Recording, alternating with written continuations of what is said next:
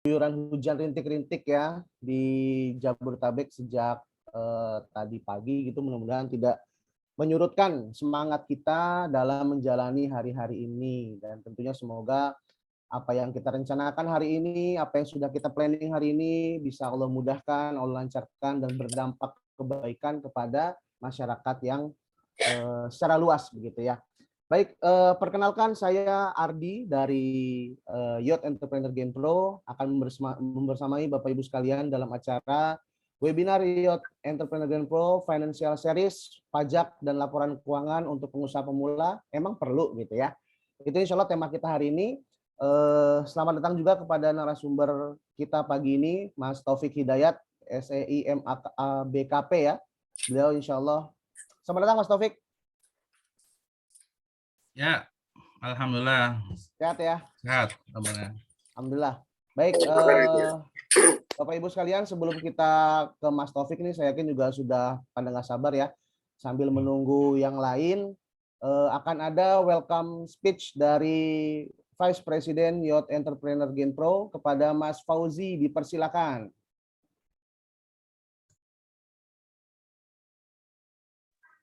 Cek, jelas? Masuk. Oke, sebentar.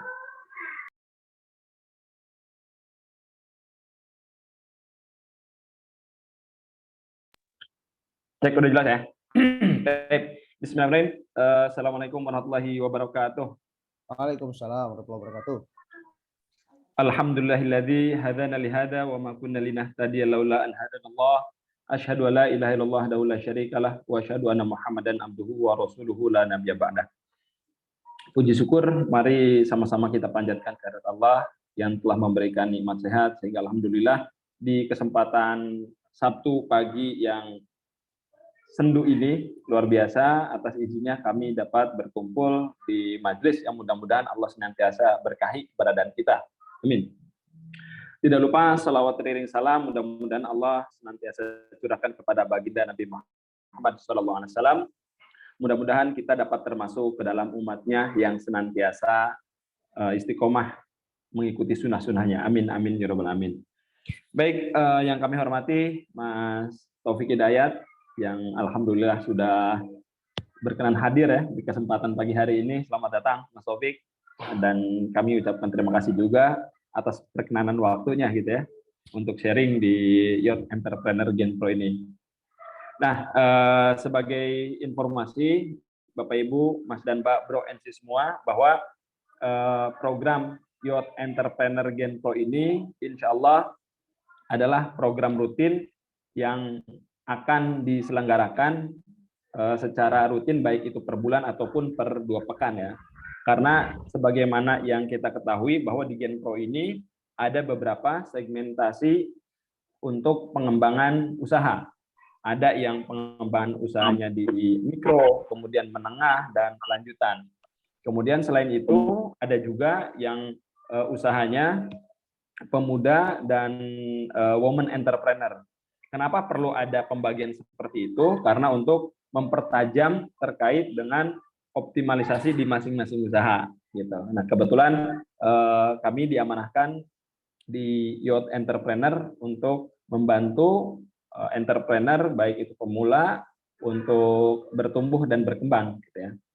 Nah, salah satu yang perlu kami sampaikan adalah terkait dengan value yang ada di Youth Genpro ataupun di Genpro secara keseluruhan. Di Genpro ini memiliki value chain ya, di mana satu adalah kita memiliki fokus untuk mengembangkan. Setelah mengembangkan member ataupun mengembangkan usahanya, kemudian next step-nya itu mensejahterakan, kemudian kontribusi, dan selanjutnya ke poin-poin yang lain. Ada empat poin secara keseluruhan. Jadi berangkat dari value tersebut, kami memiliki ragam program. Programnya apa? Programnya tentu yang berkaitan dengan fokus untuk pengembangan, mendampingi tumbuh kembang usaha, dan menyediakan berbagai macam pelayanan untuk menunjang usaha agar bisa berkembang. Tentu usaha ini untuk usaha member ya. Gitu. Jadi bagi yang sudah tergabung di area masing-masing ataupun yang belum bergabung bisa berkonsultasi ke member yang ada ataupun ke area-area yang ada di daerahnya untuk bisa bergabung, karena banyak program yang akan kita selenggarakan untuk menumbuh kembangkan usaha di masing-masing member gitu. Saya berharap bahwa program ini akan terus tersebar sehingga banyak kebermanfaatan yang bisa dinikmati. Dan perlu kami sampaikan juga, program ini akan terus berlanjut dan pastikan Mas dan Mbak semua bisa bergabung di dalam grup yang barangkali nanti akan diinfokan oleh Mas Ardi untuk kemudian sebagai wasilah untuk silaturahim dan update informasi terkait dengan hal-hal yang berkaitan dengan program di JOT. Itu barangkali yang dapat kami sampaikan. Terima kasih atas kehadiran Mas dan Mbak semua. Mudah-mudahan kita semua dalam lindungan Allah Subhanahu wa taala dalam keadaan sehat, dan selamat menikmati hidangan webinar ini. Semoga bermanfaat. Terima kasih. Wassalamualaikum warahmatullahi wabarakatuh. Waalaikumsalam warahmatullahi wabarakatuh. Thank you, Bro Fauzi. Ya, semoga hari yang sendu tidak bikin lemes ya, tapi sendunya sendu menggebu gitu ya. Karena emang enak-enaknya gini hari ya, di weekend gerimis gini emang enaknya tarik selimut lagi gitu ya sebenarnya. Tapi mudah-mudahan dengan semangat kita bisa join pagi ini, mudah-mudahan bisa memberikan dampak ya, baik bagi perkembangan diri kita, usaha kita, dan juga memberikan dampak bermanfaatan bagi masyarakat secara luas. Baik, terima kasih Mas Fauzi. Oke, Bapak Ibu sekalian, alhamdulillah sekali lagi terima kasih selamat bergabung pada acara webinar Youth Entrepreneur Gain Pro kali ini. Dan sebelum saya masuk ke agenda kita, saya perkenalkan dulu narasumber kita. Beliau adalah Mas Taufik Hidayat, SEI MAK BKP. Jadi beliau adalah profesional tax consultant yang bersertifikasi ya, sudah bersertifikasi dan sudah banyak berkiprah dalam dunia perpajakan di Indonesia. Sudah ratusan klien, bahkan ribuan klien, dan juga banyak kasus-kasus perpajakan yang juga beliau handle, serta secara rutin memberikan edukasi ya tentang urgensi pajak dan bagaimana pajak bisa meleverage usaha kita begitu ya. Beliau juga sebagai owner sekaligus CEO di PT Amanah Media Edukasi, dan juga saat ini juga aktif sebagai konsultan di beberapa perusahaan. Salah satunya di sini tentu saja ada PT Solusi Indonesia Dikdaya ya, dan juga banyak perusahaan-perusahaan lain yang beliau berkiprah di sana dan sudah memberikan banyak banyak advice dan juga menyelesaikan terkait dengan perpajakan dan keuangan di perusahaan-perusahaan yang ada di Indonesia. Mas Taufik, selamat pagi Mas Taufik. Halo, assalamualaikum. Ya, Waalaikumsalam pagi Mas warahmatullahi. Ardi. Terima kasih Mas Taufik, di tengah kesibukannya nih luar biasa sudah menyempatkan hadir untuk sharing ke teman-teman Youth Gain Pro pagi ini. Mudah-mudahan jadi amal soleh nih buat Mas Taufik nih, apa yang disampaikan dan bisa bermanfaat buat kita semua. Oke, teman-teman, berbicara tentang teks dan laporan keuangan, saya pikir ini satu isu, satu tema yang sangat menarik ya untuk kita pelajari, karena bisa jadi hal-hal ini tuh luput ya dari perhatian kita, terutama di pengusaha-pengusaha pemula ya, atau entrepreneur muda yang semangatnya biasanya kalau bikin usaha itu semangatnya gimana laku, gimana profitable itu aja.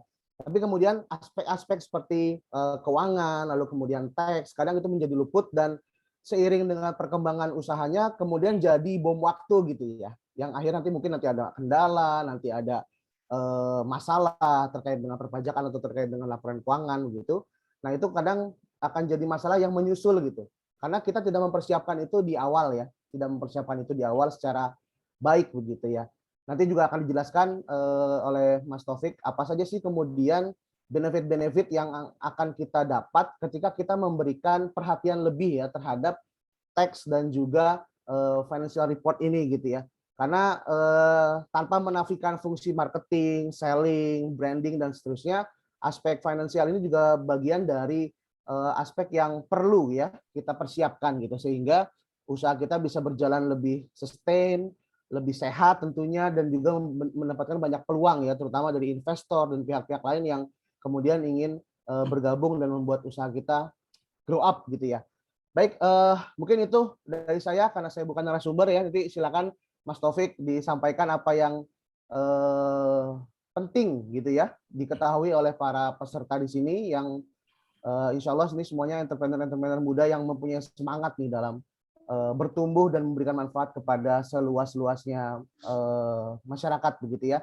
Waktunya 50 menit Mas Taufik ya untuk penyampaian, nanti sisanya kita berikan diskusi. Oh ya, tadi saya sebelum acara mulai ditelepon sama Mas Taufik untuk peserta hari ini ada satu ini nih, ada giveaway ya, ada giveaway nih. Jadi giveaway-nya itu mekanismenya gini, giveaway-nya nanti Mas Taufik akan kasih satu slot free konsultasi selama 30 menit senilai 1 juta rupiah nih. Jadi Mas Taufik ini kalau konsultasi sama klien itu nilainya 1 juta rupiah untuk 30 menit konsultasi gitu ya. Nah, nanti Mas Taufik akan memberikan satu slot free ya. Caranya gimana? Simak sampai akhir, perhatikan materinya detail gitu ya. Nanti di akhir Mas Taufik akan memberikan pertanyaan atau akan memberikan challenge atau apalah gitu, nanti juga terserah Mas Taufik ini. Terserah Mas Taufik. Nanti Mas Taufik akan menentukan siapa yang menang gitu ya. Nah, ketika yang menang nanti terpilih, nanti akan kita arrange jadwal untuk bisa berkonsultasi kepada Mas Taufik terkait masalah pajak ataupun laporan keuangan selama 30 menit senilai 1 juta rupiah ya. Itu Mas Taufik ya, benar ya Mas Taufik ya? Ya, siap. Ya, Mas Taufik. Baik, untuk mengefektifkan waktu, kita serahkan saja panggungnya kepada Mas Taufik Hidayat. Waktu dan tempat dipersilahkan. Ya, baik. Bismillahirrahmanirrahim. Assalamualaikum warahmatullahi wabarakatuh. Waalaikumsalam. Tabarakalladzi biyadihi mulk wa huwa ala kulli syai'in qadir. Allahumma sholli ala Muhammad wa ala ali Muhammad amma ba'd. Puja dan syukur marilah kita panjatkan kehadirat Allah Subhanahu wa taala yang telah memberikan kita berbagai nikmat iman, Islam, nikmat sehat walafiat. Sebagaimana pagi hari ini kita diberikan kemudahan untuk bisa silaturahim dalam rangka menuntut ilmu ya, sharing. Salawat serta salam, marilah kita tujukan kepada manusia teladan bagi seluruh makhluk, Rasulullah Muhammad SAW, yang telah membersihkan kita dari noda-noda syirik, meluruskan ibadah, serta mentarbiyah dengan akhlakul karimah. Baik, pertama-tama saya ucapkan terima kasih kepada Mas Ardi dan Mas Fauji dan teman-teman pengurus Genpro dan Bapak Ibu semuanya memberikan kesempatan kepada saya pada pagi hari ini untuk bisa sharing kepada Bapak Ibu. Barangkali nanti Bapak Ibu pun bisa memberikan insight ke saya juga ya terkait dengan isu-isu yang ada di Bapak Ibu ya sebagai pengusaha, itu akan menjadikan sebuah ilmu baru juga untuk saya gitu ya. Tema pada hari ini ya yang diberikan oleh Genpro itu menurut saya sesuatu hal yang fundamental ya, sangat urgent gitu ya. Jadi apakah pajak dan laporan keuangan ini perlu untuk pengusaha pemula gitu. Mungkin di awal saya ingin sharing sedikit kepada Bapak Ibu ya terkait dengan karakter pengusaha ya, pengusaha pemula. Ya tadi sudah disampaikan oleh Pak Ardi, memang fokusnya adalah bagaimana bisa sustain dalam penjualan gitu ya, produk dan jasanya itu bisa simultan ya dengan kontinuitas market yang mereka ingin dapatkan gitu. Karena banyak sekali di lapangan Bapak Ibu, saya juga kebetulan mendampingi teman-teman UMKM juga ya. Jadi memang fokus utamanya itu adalah bagaimana bisa continue dalam jualan gitu ya. Jadi aspek pajak dan laporan keuangan ini kadang di nomor sekian kan gitu ya. Bahkan untuk awal-awal udahlah nggak usah dipikirin dulu gitu ya. Oke, jadi saya kebetulan megang nih Bapak Ibu salah satu klien. Jadi dia pengusaha ya di bidang sektor pertanian gitu ya. Nah, pengusaha ini sudah 2 tahun ya mendapatkan pembiayaan lah dari salah satu fintech gitu ya. Bahkan saat ini platformnya kurang lebih sudah mencapai 50%-nya gitu ya. Nah, ketika awal saya ngedampingin, itu saya sudah memberikan ya arahan kepada pengusaha tersebut untuk merapihkan dari sisi sistem operasional usahanya gitu ya. SOP keuangan, SOP operasional gitu ya.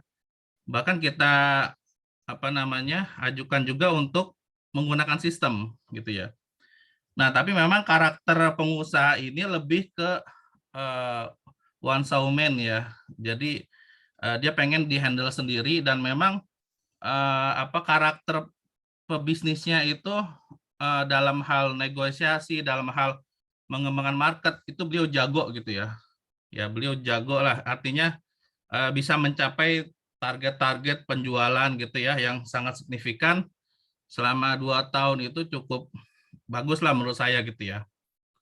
Nah, tapi memang tidak dibarengi dengan perbaikan manajemen, khususnya keuangan. Nah, singkat cerita ya, sekarang mengalami likuiditas ya. Jadi beberapa platform pembiayaan beliau macet gitu. Nah, karena tadi beliau lebih fokusnya adalah bagaimana meningkatkan market, tidak mau berbenah ya dalam hal manajemen, akhirnya terjadilah likuiditas gitu ya. Nah, ini salah satu contoh ya teman-teman untuk pengusaha pemula ya. Jadi harus seimbang lah ya, harus balance gitu ya. Jadi ketika teman-teman memang sedang fokus untuk menciptakan market, nah dibarengilah dengan perbaikan manajemen gitu ya. Saya contoh lain ya, saya ada klien juga startup ya, investornya dari luar negeri ya.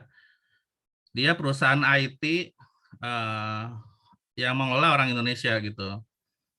Nah, jadi ketika awal bahkan dia belum punya pendapatan, itu beliau sudah concern sekali terhadap perbaikan manajemen gitu. Bahkan selama 2 tahun berjalan belum ada income. Jadi masih dalam bentuk setup untuk pembuatan sistem lah gitu ya. Tapi si investor ini setiap tahun lanjut terus gitu dalam memberikan investasinya gitu ya. Nah, artinya apa teman-teman? Jadi kalau misalnya teman-teman pengusaha pemula atau startup gitu ya, sudah apa namanya concern terhadap perbaikan manajemen, itu salah satu peluang pembuka pintu permodalan dari investor gitu. Bahkan investor itu hitung-hitungannya lebih jago gitu ya. Jadi dia tahu ketika dia selama 2 tahun belum ada income perusahaan tersebut, tapi dia nggak berhenti untuk memberikan investasinya. Karena ada fase di mana di tahun keberapa dia udah bisa balik modal atau mendapatkan keuntungan. Misalnya di tahun kelima gitu ya. Nah, itu semua kan butuh yang namanya perhitungan ya, reporting gitu ya. Nah, itulah yang menyebabkan salah satu kepercayaan gitu ya untuk teman-teman bisa akses permodalan seperti itu. Ini salah satu contoh. Nah, akhirnya saya bisa ambil kesimpulan teman-teman. Jadi kalau teman-teman lebih condong ke one man show dalam menjalankan usaha, nah akibatnya seperti klien saya yang satu ini gitu ya. Jadi ketika memang diarahkan untuk perbaikan-perbaikan, beliau masih fokusnya terhadap pengembangan usahanya gitu ya, mengabaikanlah dalam tanda kutip. Tapi salah satu investor yang luar negeri ini gitu ya, dia lebih memahami gitu ya, ketika perusahaan startup ini harus balancing terhadap perbaikan manajemen. Nah, makanya waktu itu ketika 2 tahun berjalan tidak ada penghasilan, ya mereka jalan terus untuk meng-hire tenaga ahli, profesional, ya termasuk konsultan pajak gitu ya. Nah, jadi ini di awal saya buka dengan isu yang saya alami teman-teman gitu ya, terhadap karakter gitu ya. Karena kalau kita bicara keuangan gitu ya, bicara manajemen, itu kembali lagi ke karakter ya. Mungkin kalau bicara teori, ya simpel lah, semua orang bisa bicara apa namanya, jualan misalnya berapa biaya lalu untung gitu ya. Nah kalau hitung-hitungan semua orang bisa, tapi ketika kembali lagi ke karakter, ya itu mayoritas karakternya harus kita benahi gitu ya. Jadi ketika kita membenahi sebuah karakter atau dikenal dengan financial karakter, itu nggak mudah teman-teman. Ya, jadi memang perlu habit baru dan itu perlu dipaksakan dan awalnya memang nggak enak gitu. Jadi misalnya kayaknya ribet banget sih, baru transaksi sedikit kok harus dikumpulin bukti-bukti transaksinya, harus dicatat. Jadi kadang kemakan waktu teman-teman gitu ya. Nah, jadi nanti mungkin teman-teman berpikir juga, oh nanti juga kita hire karyawan deh yang accounting gitu. Nah, paling tidak business owner itu paham gitu loh ya. Kalau untuk teknis itu simpel, sudah banyak apalagi software ya saat ini yang bisa digunakan dan sangat mudah bisa dipakai. Paling tidak karakter dulu yang dibentuk oleh pengusaha pemula gitu ya.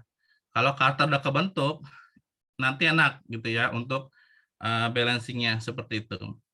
Baik, mungkin saya langsung masuk ke materi teman-teman ya. Izin untuk share screen.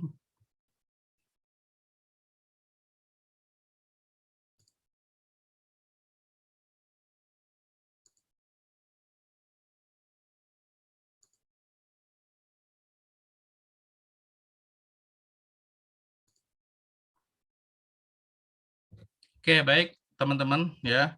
Sesuai tema kita hari ini, pajak dan laporan keuangan untuk pengusaha pemula emang perlu gitu ya. Nah, di awal saya ingin bicara dulu terkait dengan perkembangan UMKM di Indonesia ya teman-teman ya. Jadi saat ini data terakhir ini 2019 itu kurang lebih ada 65 jutaan ya. 65 jutaan usaha mikro kecil menengah. Nah, kalau teman-teman lihat ya, mayoritas memang di mikro ya. Bahkan mikro ke kecil itu sangat signifikan sekali jaraknya, jauh gitu ya. Mikro hampir 98%, yang kecil itu 1,2%. Nah, bahkan mungkin kita sering sekali bilang usaha kita usaha kecil gitu ya. Nah, nanti kita lihat coba posisi kita ada di mana, di mikro, kecil atau menengah ya, berdasarkan undang-undang gitu ya. Nah, jadi mikro ini sangat besar ya. Artinya apa teman-teman? Untuk naik kelas ke kecil dan menengah memang nggak mudah gitu.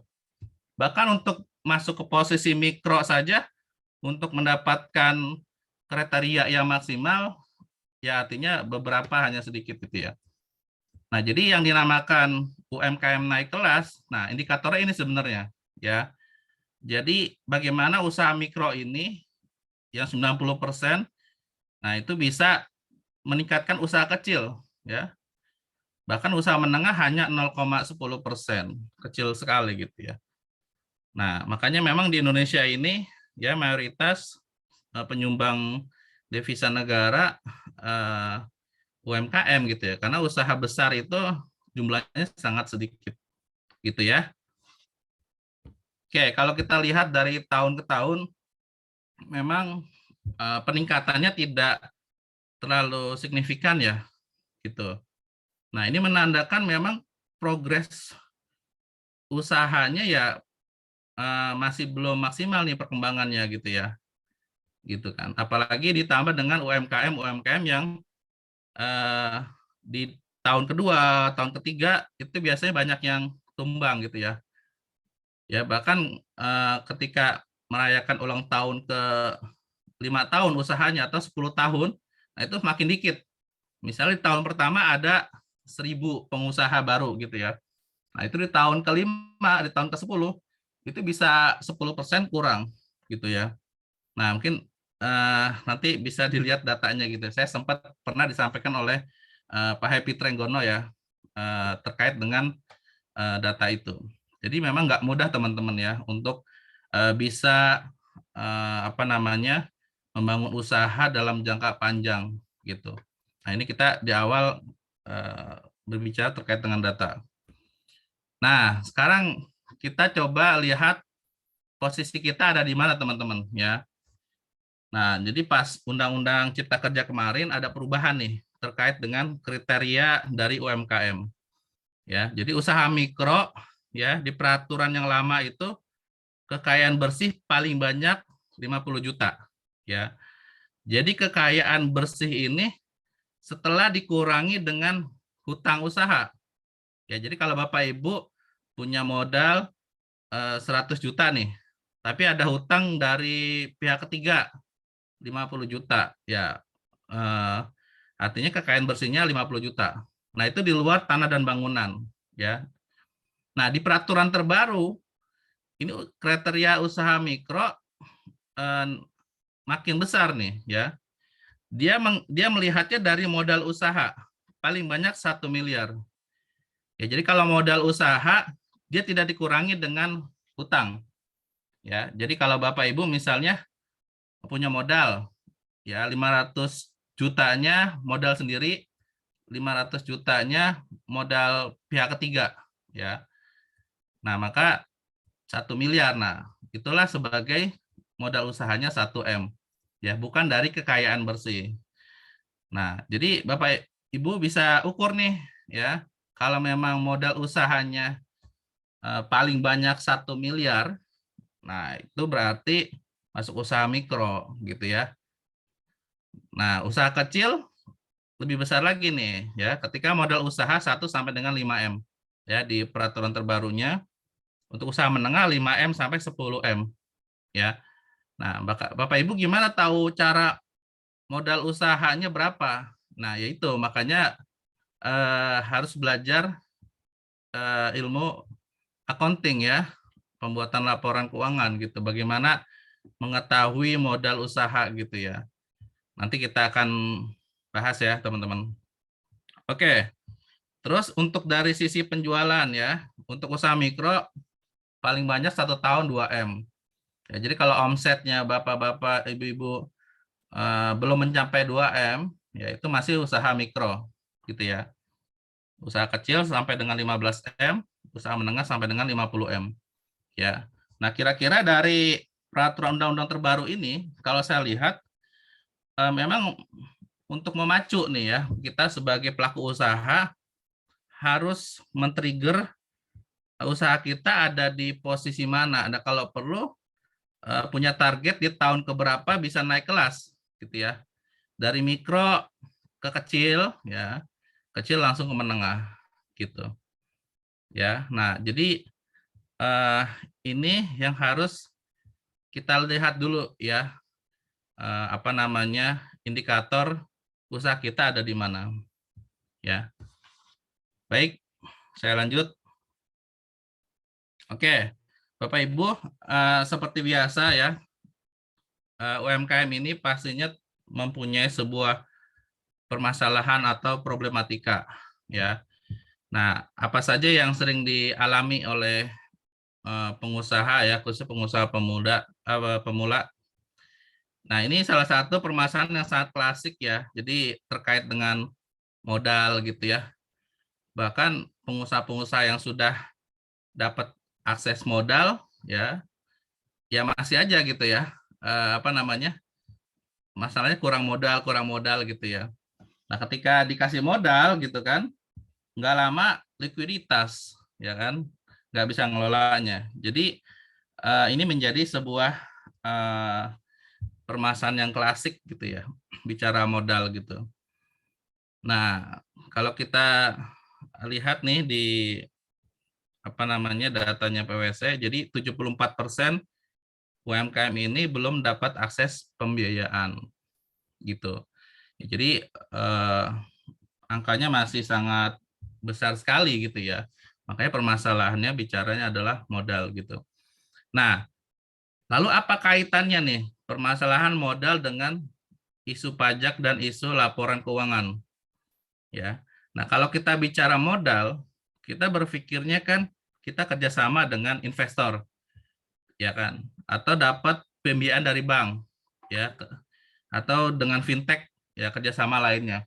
Nah, kalau kita membangun kerjasama ke pihak ketiga gitu ya, tentunya aspek pelaporan keuangan ini akan jadi syarat utama gitu.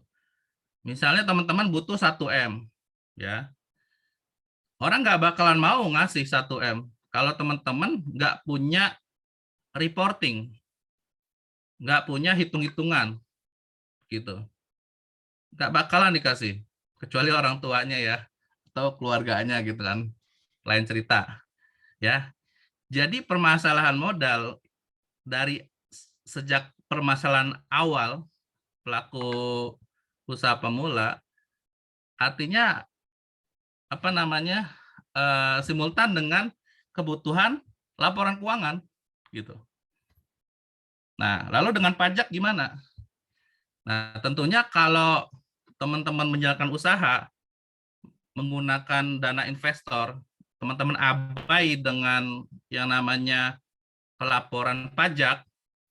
Nah, investor nantinya pasti akan kena imbasnya. Imbasnya apa? Teman-teman misalnya usaha nih, dapat modal dari investor, pajaknya diabaikan. Suatu saat dapat surat cinta dari pajak, disuruh bayar sanksi, bunga, denda, ya kan? Tentunya itu akan mengurangi laba teman-teman, benar nggak? Ya, investor akan berimbas, teman-teman citranya akan jelek, gitu. Karena banyak teman-teman yang sering mengabaikan hal ini, gitu. Bahkan saya ada klien, dia punya CV. CV-nya dia buat untuk kebutuhan project. Jadi selama project berjalan, PPN-nya dilaporin gitu ya. Nah, ketika project-nya udah nggak jalan, dia pikir, usahanya udah nggak jalan. Udah, dibiarin tuh legalitas. Ya, pajaknya nggak diurus. Ternyata setelah 2 tahun dapat surat cinta, dapat denda 500.000 kali 24 bulan. Kan lumayan tuh. Ya. Padahal selama 2 tahun usaha nggak berjalan, tapi kok denda dari pajak keluar gitu. Ya karena dia sudah PKP, PPN, kalau nggak ada transaksi kan wajib lapor. Kalau nggak wajib lapor, denda 500.000 per bulan.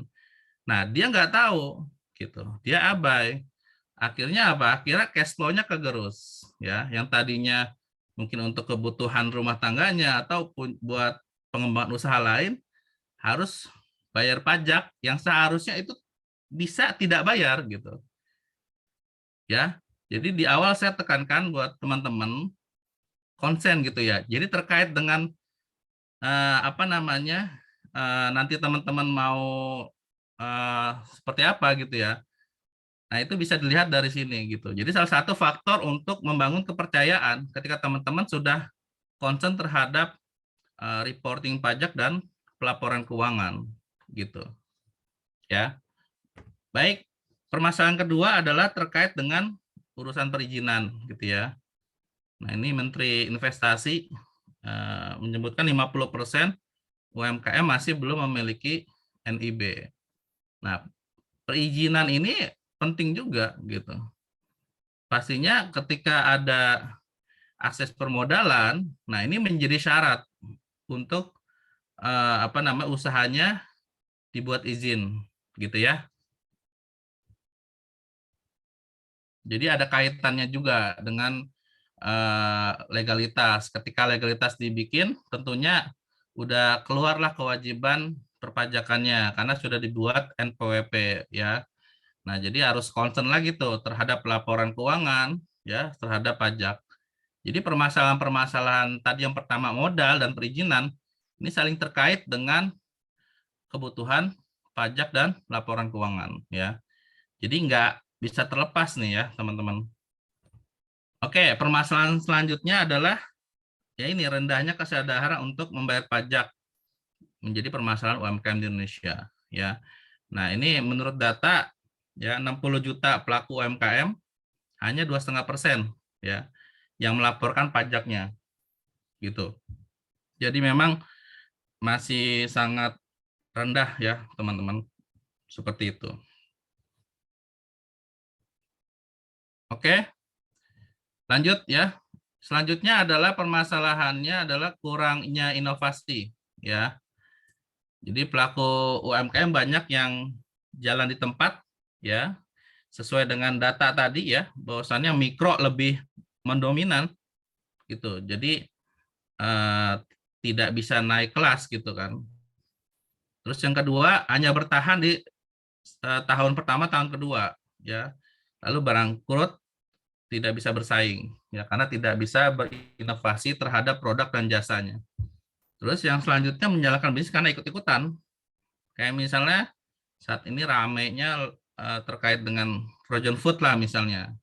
Udah, dia nggak punya ilmunya, nggak punya upgrading dirinya, ikut-ikutan, akhirnya nggak tahan lama gitu ya. Nah ini juga yang saya alami gitu ya.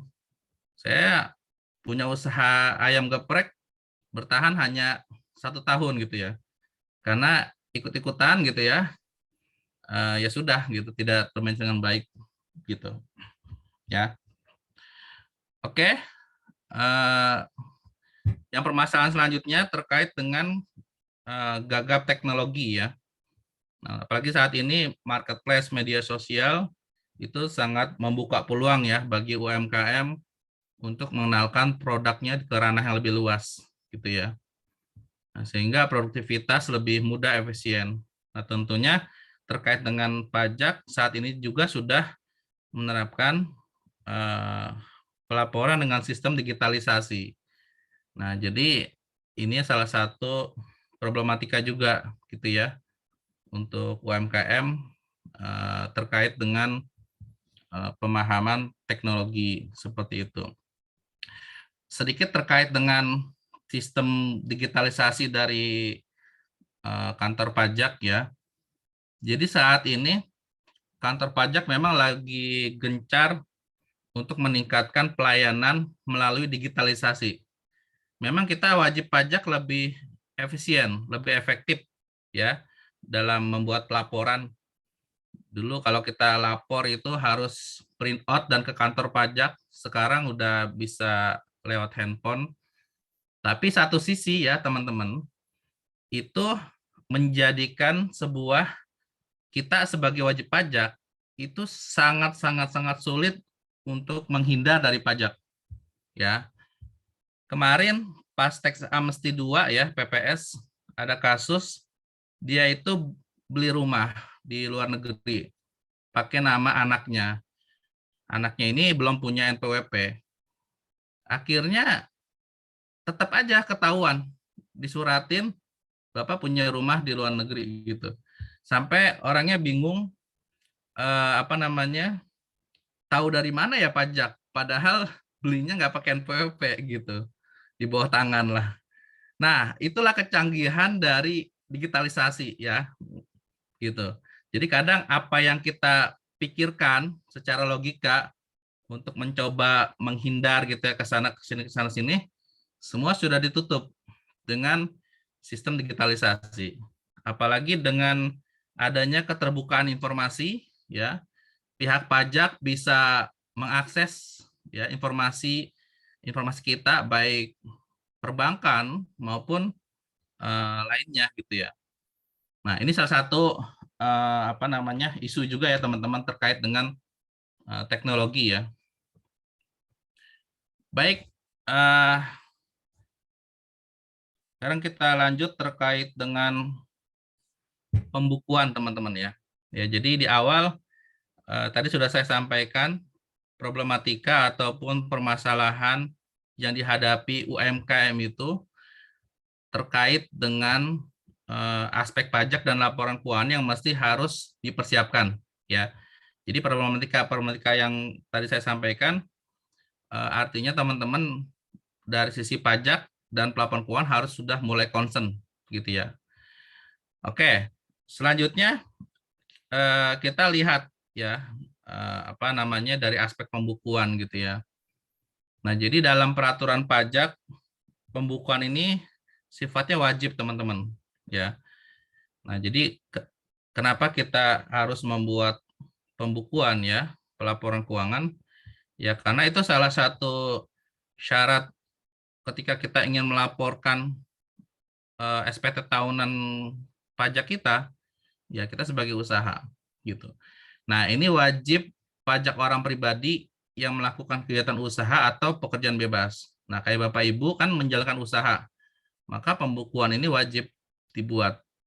Ya, nanti akan kita lihat konsekuensinya apa gitu ya.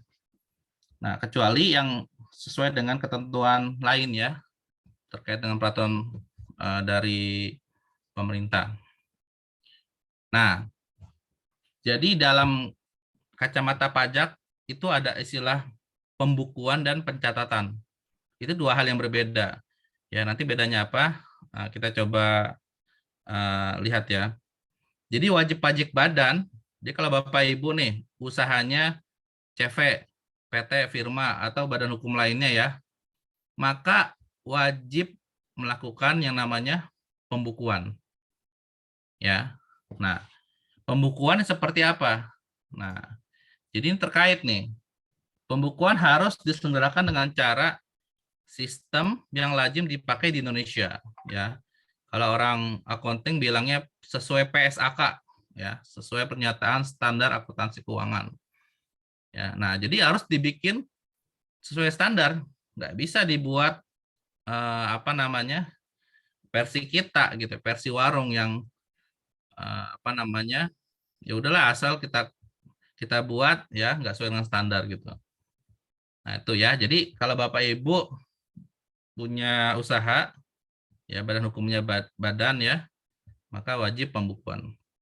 Nah, bagaimana kalau orang pribadi ini, ya ibu-ibu, bapak-bapak usaha tapi belum badan hukum, ya.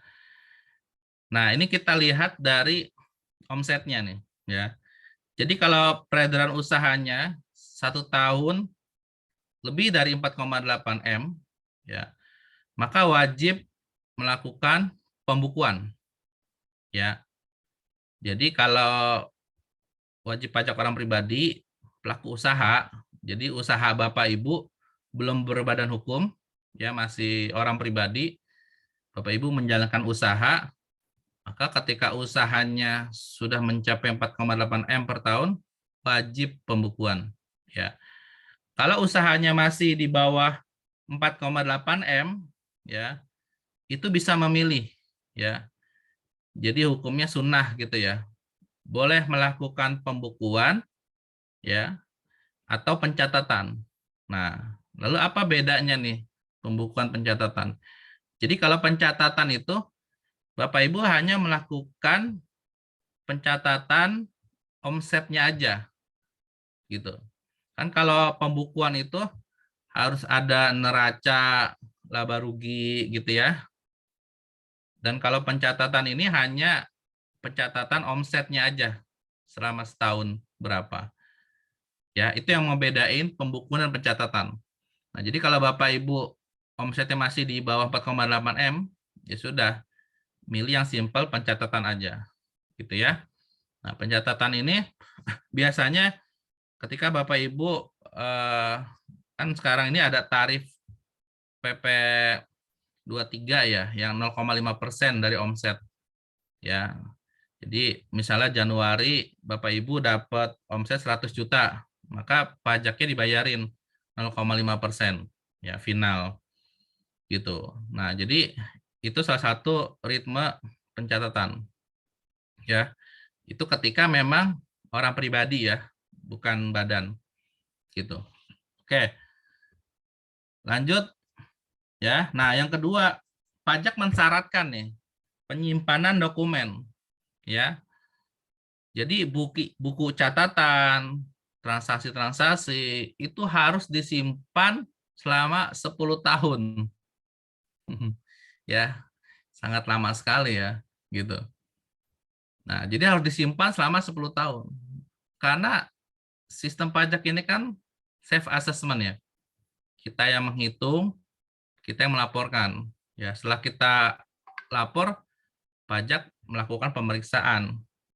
Laporan kita sesuai nggak nih dengan undang-undang kan gitu. Nah, itu bisa diperiksa kapan saja gitu ya. Nah, makanya salah satunya harus disimpan selama 10 tahun gitu. Ya, ini kewajiban untuk menyimpan dokumen. Ya, jadi kewajiban pembukuan lalu dokumen harus disimpan Selanjutnya, nah tentunya ada konsekuensi nih. Ya, jadi kalau aturan pajak itu ketika mewajibkan, ya tentunya ada sanksi ketika kewajiban itu tidak dilakukan. Ya. Nah, apa sanksi ketika wajib pajak tidak menyelenggarakan pembukuan ya dan pencatatan? Itu ada dua sanksi. Yang sanksi yang pertama adalah sanksi administrasi. Ya. Jadi apabila kewajiban ya tidak dipenuhi sehingga tidak dapat diketahui besarnya pajak yang terutang, maka sanksinya itu 50% kenaikan dari PPh kurang dibayar. Ya. Misalnya nih, Bapak Ibu tidak menyelesaikan pembukuan gitu ya. Dihitunglah oleh pajak kurang bayarnya 100 juta. Lalu ditambah sanksi 50%. Tinggi kan? Gitu. Ya. Jadi apa namanya? Inilah urgensi pembukuan gitu. Karena kalau kita nggak tahu dan kita enggan menyelenggarakan, nah inilah konsekuensinya. Gitu ya. Jadi ada sanksi administrasi yang dikenakan oleh pajak gitu. Nah, bahkan kena sanksi pidana juga ya.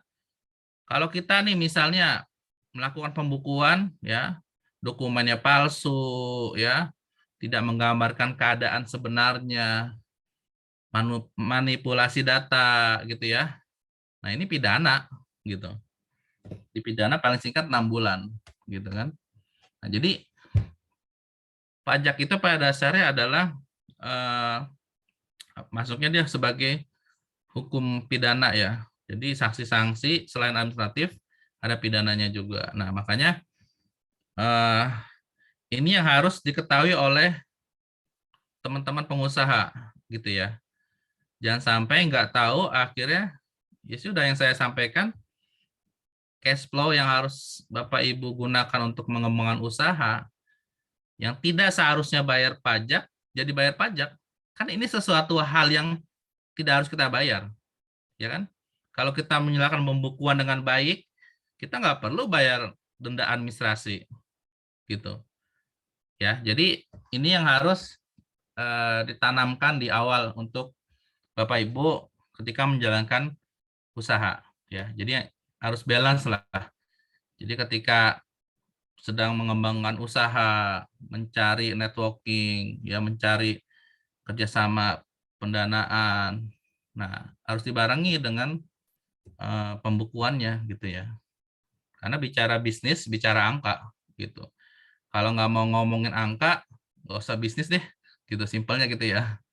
Gitu ya. Oke, ya tadi adalah terkait dengan sanksi dari pembukuan. Oke, ini singkat saja.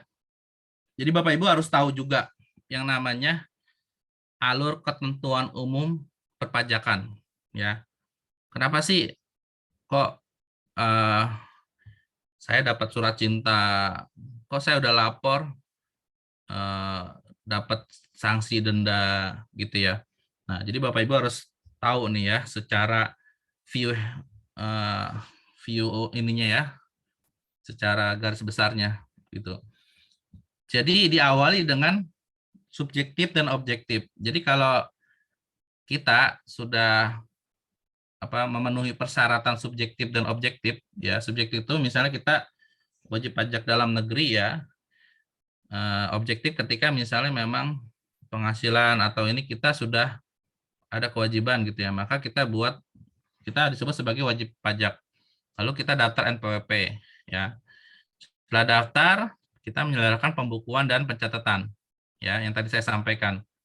Setelah itu kita hitung, kita bayar pajak, kita lapor ya. Nah, Bapak Ibu kan tahunya sampai sini nih biasanya. Bikin NPWP ya, hitung, bayar pajak, lalu lapor. Nah, di belakang layarnya itu ada konsekuensi yang kita terima gitu, karena sistem self assessment itu seperti ini gitu ya. Nah, setelah kita lapor, maka pihak pajak akan melakukan pemeriksaan. Ya, kalau laporan kita sesuai dengan undang-undang, ya sudah. Berarti kita memenuhi kepatuhan gitu ya. Nah, kalau misalnya dicek sama pajak menyalahi peraturan undang-undang gitu ya, maka akan disampaikan oleh pajak gitu. Kamu salah nih hitungnya nih. Kamu tidak memasukkan penghasilan ini ke dalam pelaporan kamu. Maka ditemukanlah kurang bayar pajaknya, ya dibuatlah sebuah ketetapan. Ya, ketetapan kurang bayar gitu ya. Suratnya seperti itu. Bahkan kalau misalnya itu terlewati, ya bisa jadi tindak pidana perpajakan. Contohnya kayak misalnya PPN ya, kasusnya lah ya. Misalnya ada PPN yang nggak dibayarin ke negara, ya itu pidana itu gitu ya. Nah, ketika bicara ketetapan, maka kita dapat surat tagihan pajak. Kamu suruh bayar nih kurang bayarnya. Nah, kalau kita berargumen gitu ya, bahwasannya ada gray area lah yang memang wajib pajak punya hak juga untuk mempertahankan diri, ya tentunya dengan aturan undang-undang juga gitu. Nah, yang namanya peraturan itu wajar ketika memang ada gray area. Nah, itulah yang sering terjadi antara persengketaan wajib pajak dengan orang pajak gitu. Dua-duanya berargumen dengan undang-undang, dengan peraturan. Nah, akhirnya ketika kita misalnya dikeluarkan ketetapan, kita nggak mau bayar nih, karena kita punya argumen kuat juga, buktinya ada. Akhirnya dua-duanya nggak mau ngalah. Ya udah, masuk upaya hukum, ya lewat pengadilan pajak. Nanti disitulah kita bersengketa tuh di pengadilan pajak. Nah nanti pengadilan pajak lah yang memutuskan yang menang wajib pajak atau orang pajak gitu ya. Nah disitulah pengadilan pajak. Tapi bisa juga ketika pengadilan pajak masih belum menyerah juga nih, masih mau mengajukan banding kayak gitu ya. Nah, nanti jatuhnya bisa ke MK seperti itu ya. Ya teman-teman. Jadi kalau kita lihat alurnya memang ini terkait dengan bukan hukum perdata ya, tapi memang hukum pidana kalau kita bicara sengketa pajak. Nah, makanya hal-hal yang kayak gini kita harus tahu ya. Jangan sampai kita masuk ke ranah yang salah gitu. Kenapa sih ngomongin sejauh ini gitu ya? Karena Bapak Ibu kan punya target, ingin mendapatkan omset besar, ya kan? Nggak mungkin kalau omset Bapak Ibu besar, pajak nggak ngelirik. Nah, jadi ketika ngomongin pajak sudah sejauh ini akan sebanding dengan gambaran dan motivasi Bapak Ibu ketika ingin punya usaha yang berkembang, gitu loh, yang penghasilannya besar. Nah, ini akan ketemu nih nanti dengan hal-hal kayak gini, ya. Akan menjadi sampling pajak dan prioritas pajak untuk diperiksa, gitu. Ya, mungkin untuk saat ini ya pajak belum melirik, ya karena cash flow-nya juga masih kecil misalnya, atau ya bisa jadi Bapak Ibu udah rapih juga laporannya, gitu. Tapi paling tidak ini menggambarkan Bapak Ibu harus tahu gitu ya, harus paham. Jadi suatu waktu ketika sudah masuk levelnya naik secara bisnis dan banyak melibatkan pihak ketiga dalam kerjasama bisnis, nah itu harus dilihat tuh aspek pajak yang melekat. Misalnya, wah saya ada kerjasama nih dengan perusahaan luar negeri. Nah, secara legal Bapak Ibu ngomongin, tapi secara aspek pajak harus diomongin juga gitu. Jangan sampai nanti kerjasama kontrak berjalan, tapi aspek pajak tidak dilibatkan. Nah, itu bisa jadi permasalahan suatu hari gitu ya, seperti itu ya.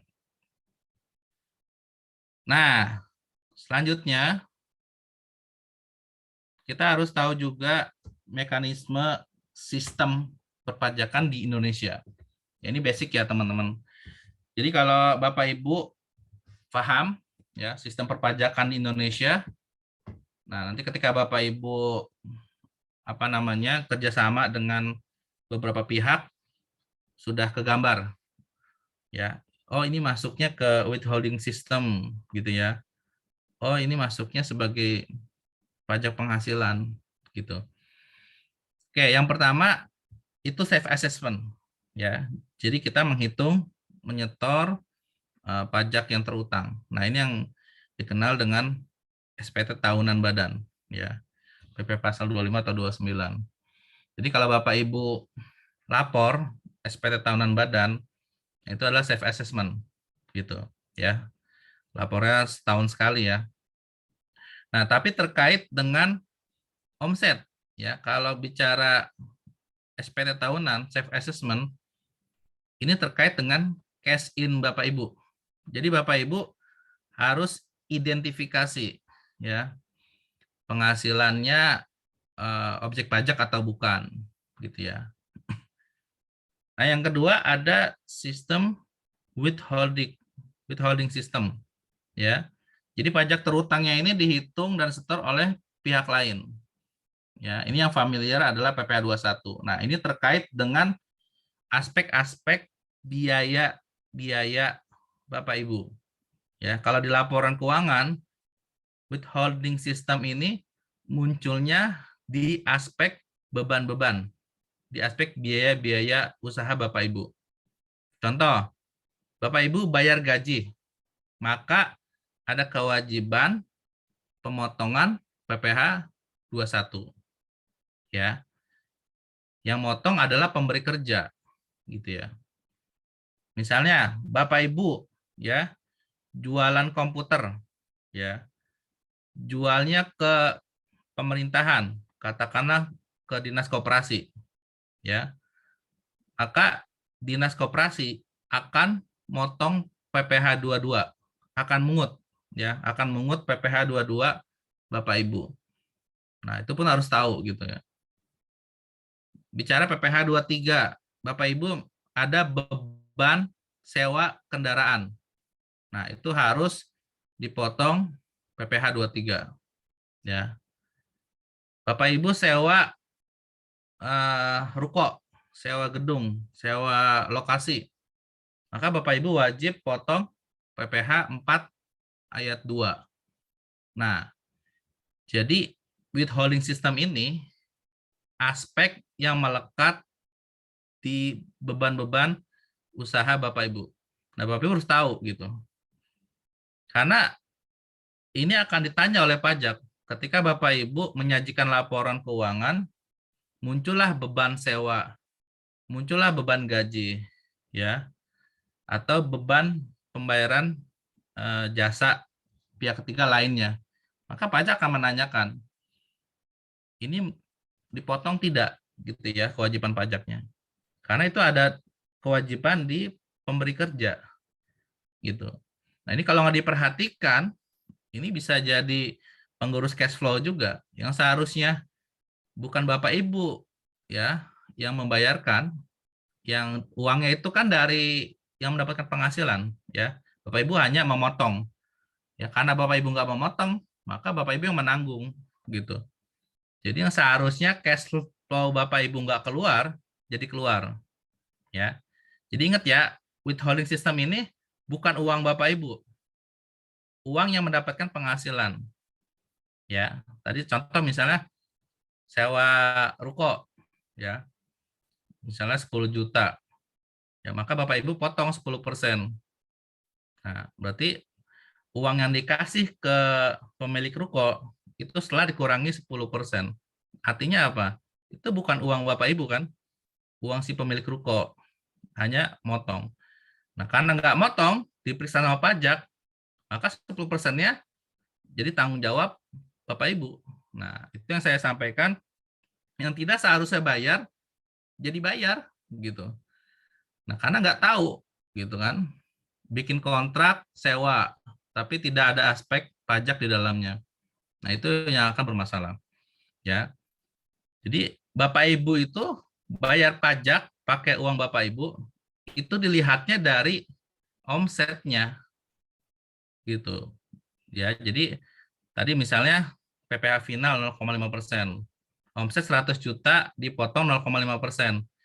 Nah, itulah pajak yang Bapak Ibu bayarin. Withholding system bukan uang Bapak Ibu, gitu. Tapi itu bisa jadi bermasalah ketika Bapak Ibu nggak potong. Ya, bedain ya. Jadi banyak Bapak Ibu, teman-teman usaha yang dia bilang, kok bayar pajaknya banyak banget ya? Saya kan udah bayar 0,5%. Kenapa harus bayar 21, bayar PPh 23, bayar 4 ayat 2? Nah, jadi beranggapan dia bayar beban pajaknya banyak sekali gitu. Nah, PPh 21, 22, 23, 4 ayat 2 itu bukan uang Bapak Ibu. Ya. Jadi itu pemahaman yang harus bisa Bapak Ibu basicnya harus tahu dulu deh, gitu ya. Oke, yang terakhir official assessment system. Nah, ini sistem perpajakan yang dipungut langsung oleh kantor pajak. Nah, biasanya PBB ya. Kalau bayar pajak bumi dan bangunan kan, Bapak Ibu biasanya udah dapat surat STTP ya. Jadi udah ada nominalnya dan tinggal bayar. Yang ngitung kantor pajak gitu. Atau pajak kendaraan ya. Ketika dapat surat udah ada kan, oh nominalnya sekian. Atau pajak daerah lainnya ya. Nah, ini terkait dengan pajak daerah. Kalau withholding system, self assessment ini pajak pusat ya. Karena Bapak Ibu juga kalau usahanya di bidang pariwisata pasti ada juga nanti pajak daerahnya itu. Pajak pariwisata, kalau ada pajak hotel juga, reklame gitu ya. Ya gitulah Bapak Ibu. Negara kita kan masih ngandelin pajak ya, belum ngandelin zakat. Jadi ya diwajarkan sajalah. Kita sebagai pengusaha paling tidak paham ya. Jadi orang bijak itu ngerti pajak ya. Masalah bayar urusan Bapak Ibu lah masing-masing. Yang penting paham dulu, ngerti dulu ya. Oke. Baik. Mohon maaf waktunya berapa menit lagi Mas Ardi? 10 menit lagi, 10 menit. Oke. Nah, satu lagi terkait dengan PPN ya. Nah, jadi PPN ini bukan pajak penghasilan. Nah, harus Bapak Ibu pahami ya. Jadi, banyak sekali ya, udah ada pajak penghasilan, ada PPN juga gitu. Nah, yang harus dipahami yang pertama, PPN ini dibebankan kepada si pembeli, ya, yang mengkonsumsi barang maupun jasa, ya, gitu. Jadi ketika Bapak Ibu buat faktur pajak, ya ada PPN-nya 10%, itu bukan uangnya Bapak Ibu, tapi uangnya yang membeli barang atau jasa Bapak Ibu. Ya, tadi sistemnya Bapak Ibu mungut 10% lalu bayarin ke negara. Gitu. Nah, kalau itu nggak diselenggarakan, nah tadi kewajiban yang nanggung adalah si pengusahanya. Ya, yang tidak seharusnya bayar jadi bayar. Nah, ini hal-hal yang harus Bapak Ibu concern juga ya terhadap PPN ketika Bapak Ibu sudah PKP dan sudah kewajiban untuk menyetorkan dan melaporkan PPN gitu ya. Gitu. Nah, jadi PPN ini sekarang udah 11% ya. Gitu. Jadi tarifnya tunggal ya. Dan sistem pengenaannya ketika memang Bapak Ibu menyerahkan yang namanya BKP maupun JKP, barang kena pajak atau jasa kena pajak.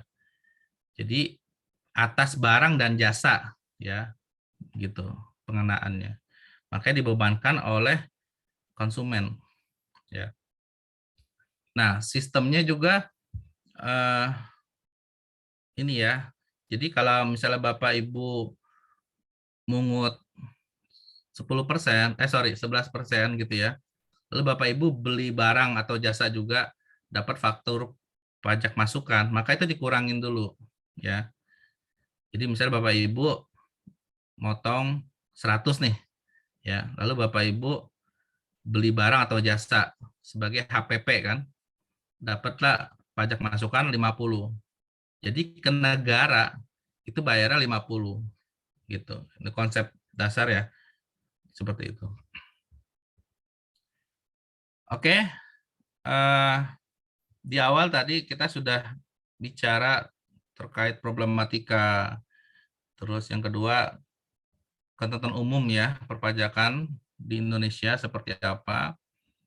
Nah, kita coba sedikit masuk ke laporan keuangan ya. Jadi laporan keuangan itu simpel sebenarnya Bapak Ibu. Isinya tuh aset, hutang, modal, pendapatan, beban-beban. Secara umum itu. Ya.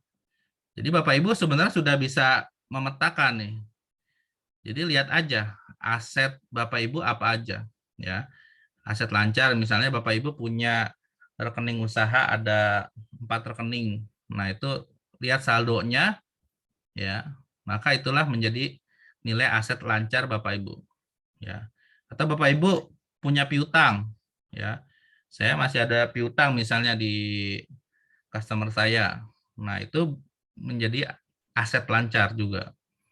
Bapak Ibu punya peralatan, punya gedung, ya, punya kendaraan buat usaha, nah itu masuk sebagai aset tidak lancar, gitu ya. Bapak Ibu punya stok barang, masuk persediaan aset lancar, ya. Jadi Bapak Ibu kalau tinggal mengkelompokkan, ya, oh ini masuknya aset lancar, oh ini aset tidak lancar, ya. Nah, setelah itu ditotal lah berapa nilai asetnya. Misalnya nilainya 1M gitu ya.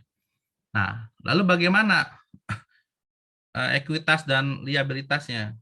Liabilitas itu kewajiban ya. Nah, Bapak Ibu cek punya nggak kewajiban usaha, hutang pihak ketiga, baik ke bank maupun ke personal gitu ya. Misalnya ada, ya sudah, tulislah misalnya 500 juta. Ada lagi nggak? Oh, nggak ada. Ya udah, berarti Bapak Ibu modalnya adalah 500 juta selisihnya gitu. Kalau kita bicara neraca itu kan dia harus balance ya. Jadi ketika asetnya 1M, nah maka liabilitas dan ekuitasnya 1M juga. Gimana cara nelusurinnya? Ya simpelnya gitu. Ada utang nggak? Kalau nggak ada, ya sudah. Berarti 1M itu menjadi modal Bapak Ibu. Gitu. Gampang kan? Bikin neraca. Nah, terus bicara laba rugi. Ya, tinggal lihat aja Bapak Ibu rekapan penjualannya berapa, misal selama 1 bulan. Itulah menjadi nilai penjualan Bapak Ibu. Ya, lalu beban-beban usaha. Ya, Bapak Ibu udah ngeluarin uang buat apa aja nih? Misalnya pembelian barang, ya, buat operasional, transport, ATK dan lain-lain gitu kan. Ya sudah, tinggal dikurangi berapa untungnya gitu. Ya kan? Jadi deh neraca dan laba rugi. Tapi memang ada instrumen-instrumen yang memang kita harus tahu yang tidak bisa sebagai pengurang di laba rugi. Contohnya apa? Kayak Bapak Ibu bayar cicilan gitu ya. Oh, saya ada cicilan kendaraan nih per bulan 10 juta. Bisa nggak ya dikurangi di beban laporan laba rugi? Ya nggak bisa. Ya, nah itulah yang disebut dengan kita harus mengacu ke standar akuntansi. Ya, jadi di standar akuntansi itu ada instrumen-instrumen yang ini masuknya kelompok sini. Oh, ini nggak masuk. Oh, ini boleh dibebankan. Oh, ini tidak boleh dibebankan. Nah, itulah yang disebut dengan standar. Gitu. Nah, jadi Bapak Ibu harus memahami juga standar akuntansi. Jangan sampai nanti bikin laporan laba rugi, neraca, tidak lihat standar, ya ketika lapor pajak bermasalah juga gitu. Contoh misalnya Bapak Ibu mau bayar pajak ngitung dari laba, dari keuntungan. Dibikinlah laporan laba rugi. Penjualan 1M misalnya. Beban usaha dan beban lain-lain lah 700 juta. Terus ada cicilan kendaraan misal tadi 400 juta. Berarti kan minus tuh. Wah, senang dong. Wah, rugi nih, nggak bayar pajak. Laporin ke pajak. Nah, nanti pajak ngelihat, loh, kok cicilan masuk beban? Nggak sesuai standar ini. Nggak boleh. Yang tadinya merasa rugi, senang nggak bayar pajak karena nggak tahu standar, akhirnya itu dikoreksi oleh pajak. Sehingga Bapak Ibu harus bayar pajak. Nah, gitu Bapak Ibu. Jadi ketidaktahuan standar dalam pembuatan pembukuan akan berpengaruh juga gitu ke permasalahan suatu saat nanti. Yang tadi Bapak Ibu bilang, yes rugi, nggak bayar pajak, dilaporinlah ke pajak gitu. Atau misalnya, wah untungnya kecil nih, udah dilaporin ke pajak. Padahal ada instrumen-instrumen yang tidak diperbolehkan. Gitu ya Bapak Ibu ya. Jadi pemahaman basic ya di awal ini sangat penting karena urusan teknis itu gampang. Kalau teknis itu Bapak Ibu tinggal diulang-ulang ya, isi koma, continue gitu ya. Nah, itu nanti lama-lama Bapak Ibu pasti bakalan jago, bakalan bisa gitu ya.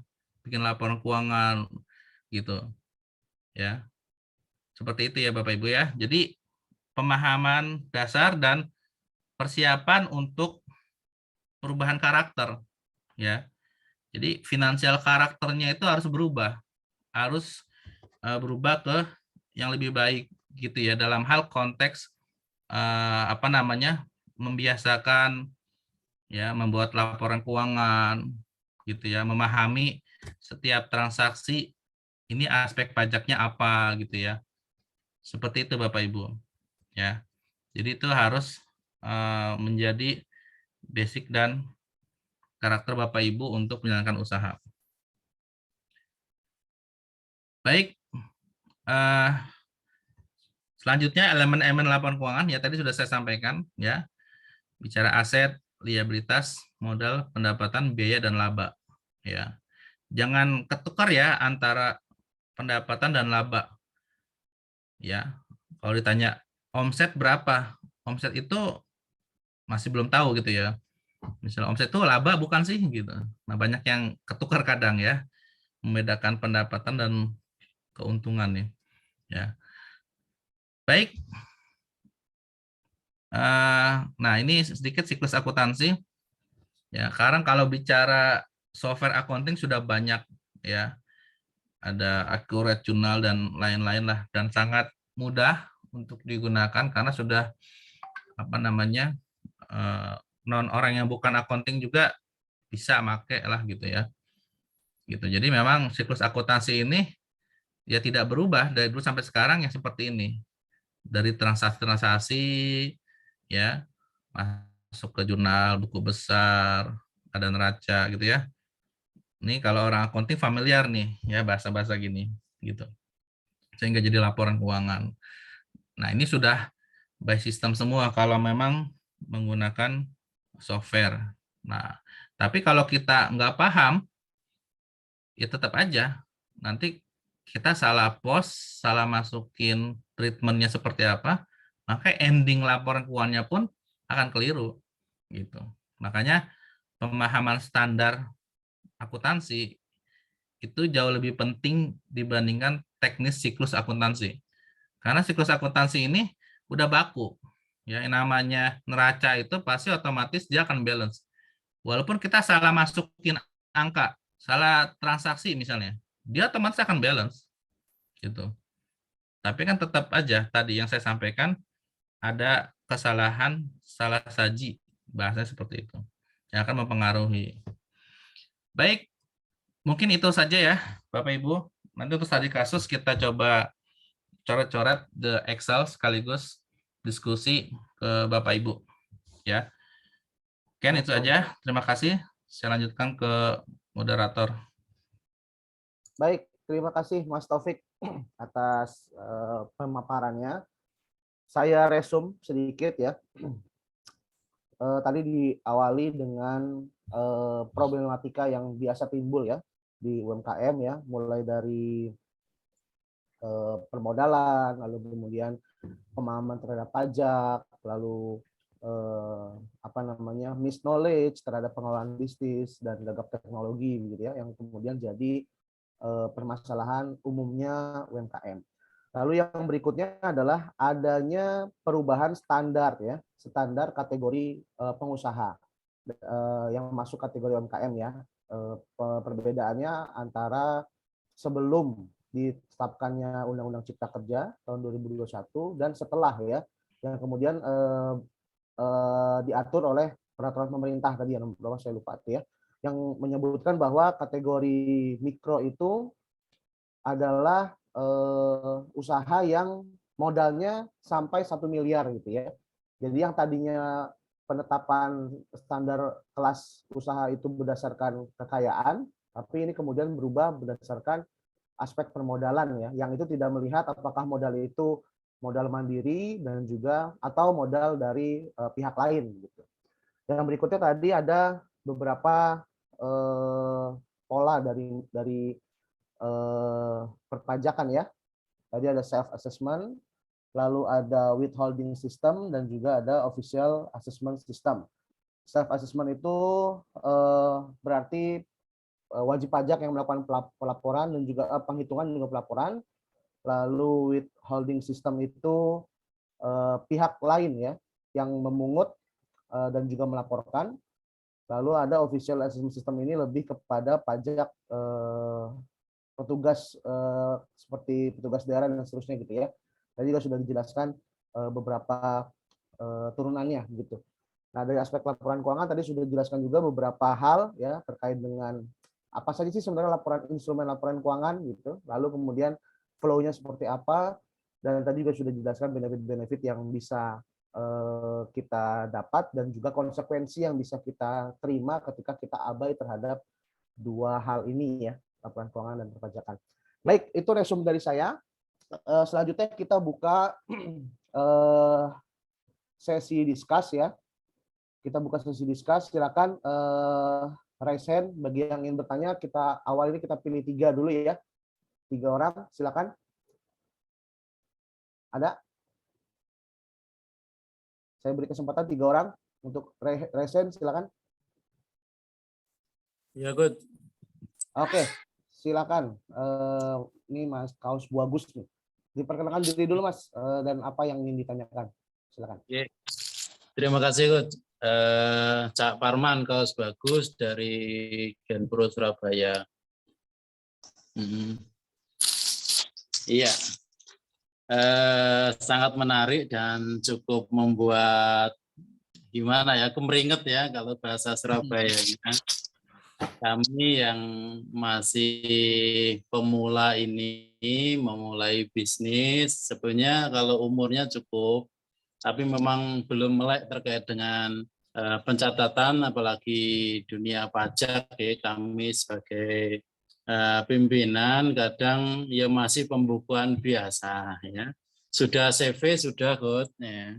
Cuma kami sementara ini saya pasrahkan kepada pihak lain ya, pihak konsultan ya istilahnya begitu ya. Jasa saja ya. Tapi kami memang belum begitu paham terkait dengan seluk-beluk keuangan ini. Pokoknya ini ada transaksi ini sekian, kami pasrahkan beliau yang menunaikan terkait, saya hanya membayar ya, ini jasanya kayak begitu ya.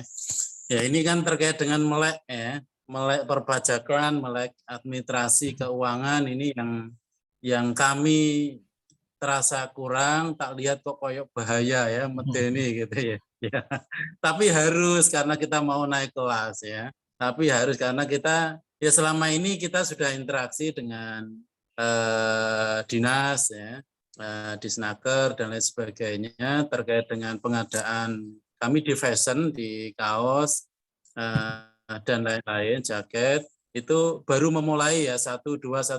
Cuma ya masih linear begitu saja. Saya amanahkan kepada pihak tadi jasa yang notabene saya masih belum sering untuk pelaporan, sehingga pelaporannya saya serahkan kepada jasa terkait dengan apa tadi pelaporan ya. Pertanyaannya kok terkait dengan ini, bagaimana sebaiknya kami dalam pengelolaan ini karena masih new untuk antisipasi hal-hal yang kayak begitu ya, yang kita kecil tapi kok wis penalti ini besar, apalagi ada sanksi yang lain kok ikut kelas apa ini kira-kira. Begitu saja, God. Terima kasih. atas waktunya. Baik, terima kasih Cak Parman dari Surabaya. Langsung aja ditanggapi Mas Taufik biar nggak lupa nih. Ya, siap. Terima kasih Cak Parman ya. Salam kenal Pak. Ya, luar biasa dari Surabaya ya. Jadi gini, kita harus tahu juga nih ya cara main kantor pajak gitu ya.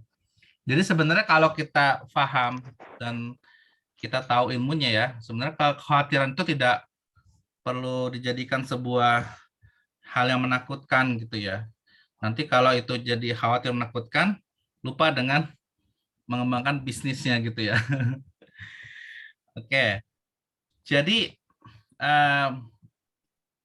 pajak itu ya ketika melakukan sebuah pemeriksaan, based on-nya adalah data ya. Nah, artinya apa? Kita sebagai wajib pajak ya harus memulai data itu dirapikan ya, dari data penjualan ya, data pembelian, data-data pengeluaran. Jadi harus dibiasakan ada supporting dokumennya gitu. Jadi kalau Bapak misalnya beli bahan, beli apa yang tadinya mungkin nggak pernah pakai nota atau kwitansi atau bukti tanda terima, pakai itu. Atau ada nilai yang signifikan ya, tapi nggak ada kontraknya. Nah, maka dibuatlah kontraknya. Termasuk juga perjanjian ketika pinjaman ya ada bagi hasil atau bunganya. Nah, itu harus dituangkan ke dalam perjanjian ya. Selama nanti Bapak sudah concern terhadap alur data ya, maka pajak akan bisa melihat bahwasannya wajib pajak itu patuh gitu. Jadi gini, pajak itu di awal biasanya mengeluarkan surat SP2DK. SP2DK ini artinya wajib pajak harus menerangkan ya. Kan Bapak sudah lapor nih SPT tahunan.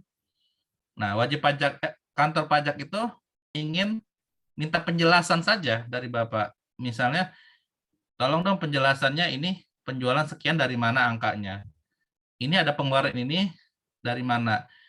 Jadi di awal itu mereka hanya identifikasi dulu gitu. Jadi nggak tiba-tiba langsung, oh kamu kurang bayar sekian sekian. Enggak. Di situ kita punya hak untuk menjelaskan gitu. Nah, makanya ketika penjelasan kita sesuai dengan undang-undang ya, kita memahami lalu didukung dengan bukti-bukti transaksi ya. Ya sudah, hanya klarifikasi, setelah itu tidak ada permasalahan lain, selesai gitu. Nah, yang bermasalah adalah ketika pajak ingin meminta penjelasan data dan informasi, lalu kita tidak bisa memberikan.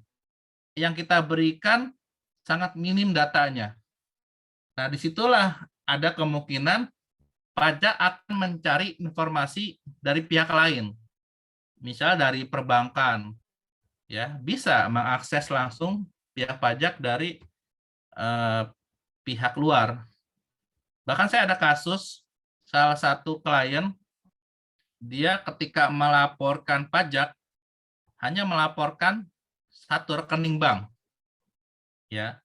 Lalu dapat surat, ditanyalah, Bapak punya berapa rekening bank? Ya sudah, dia bilang cuma satu, Pak. Akhirnya wajib pajaknya ngeluarin tuh. Dia dapat data dari perbankan atas nama Tuan A punya 5 rekening bank. Jadi ada 4 rekening bank yang tidak dilaporkan. Nah itulah yang akhirnya bermasalah kan, gitu. Kalau memang 4 rekening banknya nggak aktif dan memang tidak ada sumber penghasilan lain yang kita terima, ya artinya nggak ada masalah, nggak ada pajak terutang. Yang jadi masalah adalah kita menghidden 4 bank tersebut karena nilai signifikan, karena wah lumayan nih kalau bayar pajak, udahlah didiamin aja, Nah, itu yang akan bermasalah. Nanti pajak akan menghitung dari temuan-temuannya gitu. Jadi kalau mau apa namanya ke pajak gitu ya, kita makanya harus paham. Ketika kita paham, nanti kita secara otomatis akan tahu yang namanya tax planning, ya, perencanaan pajak. Bayar pajak lebih efisien, efektif, tapi tidak melanggar undang-undang. Dan itu ada caranya, gitu Bapak. Ya, jadi salah satu pemahaman ini, salah satu agar kita bisa memahami ke depannya aspek-aspek yang memang bisa kita terapkan dalam tax planning gitu ya. Mungkin itu Pak siapa tadi? Cak Farman. Ya, Cak Farman. Ya, semoga menjawab Cak Farman.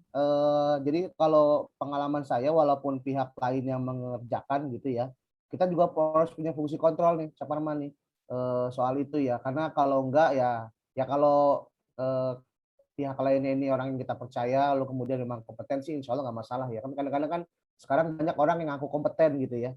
Orang yang ngaku kompeten, tapi kemudian hasilnya misalkan nggak sesuai standar gitu. Nanti akhirnya kita yang dirugikan. Nah, mudah-mudahan tadi menjawab apa yang disampaikan oleh Mas Taufik. Terima kasih Cak Farman, Mas Taufik atas penjelasannya. Selanjutnya silakan Bapak Ibu yang lain yang ingin bertanya atau berdiskusi atau mungkin memberikan insight lain gitu ya. Dipersilakan.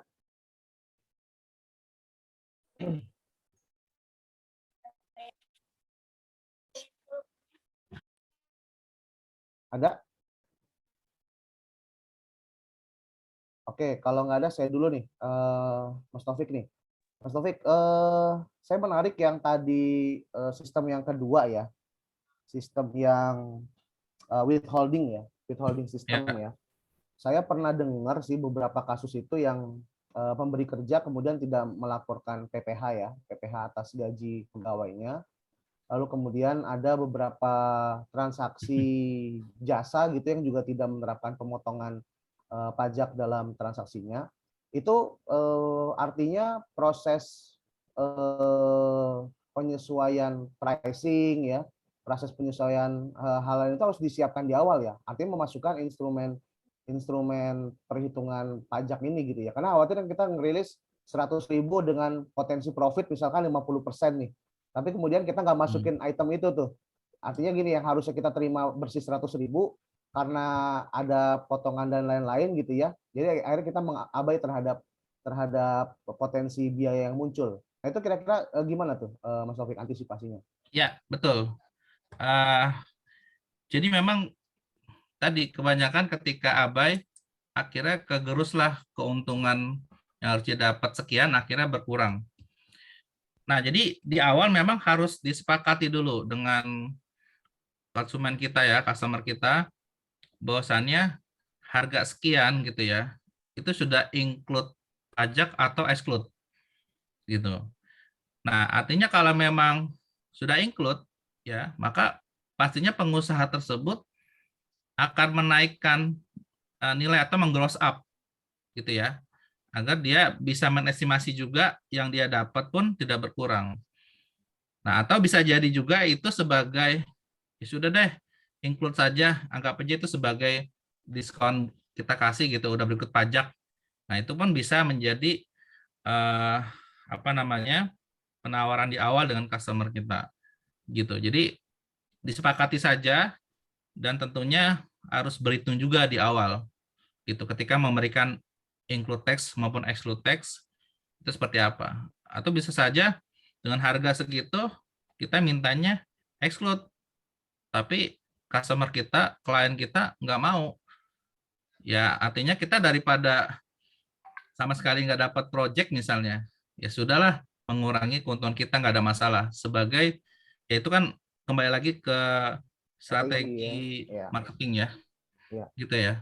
Yang penting kita notice ya, jangan kita Betul, di awal. Kita expect wah di profitnya sekian miliar, ternyata ada instrumen pajak yang nggak kehitung jadi berkurang gitu kan, jadi nggak sesuai ekspektasi. Nah, gitu klausal ya. kontrak itu penting Klausul kontraknya ya, baik. Oke.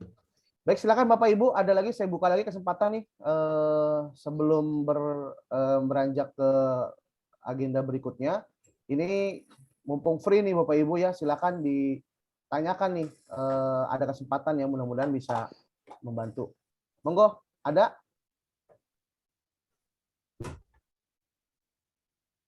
Oke, kalau nggak ada, mungkin dari Mas Taufik ada startnya gimana sih Mas untuk kita aware terhadap laporan keuangan dengan instrumen pajak ini, karena kan ya kita yang notabene-nya mungkin pengusaha yang masih kecil gitu ya omsetnya, yang bahkan belum pernah sama sekali nih. Ini tips untuk start from mana gitu yang harus kita kerjain dulu, karena kan kalau harus semuanya juga kan kita pasti butuh waktu dan juga ada keterbatasan juga ya. Nah, kira-kira yang paling mudah agar kita kemudian bisa memulai lah, at least apa yang diberikan Mas Taufik tadi, kita harus mulai dari mana sih sebenarnya?